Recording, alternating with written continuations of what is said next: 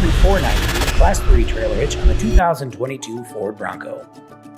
Click the link in the video's description for the official instructions and to determine if this part will fit your vehicle. Begin the installation by identifying the 4 attachment points located on the rear bumper beam. Raise the hitch into position, aligning the attachment holes in the hitch with the holes in the bumper beam.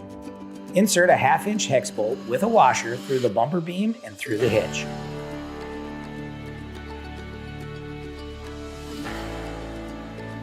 Fasten this hardware with a serrated hex flange nut.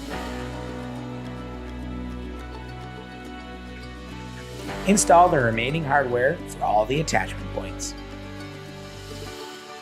Once all hardware is installed, torque the hardware to the exact value identified in your supplied instruction sheet. Congratulations, you have now successfully installed the CURT 13493 trailer hitch on your Bronco.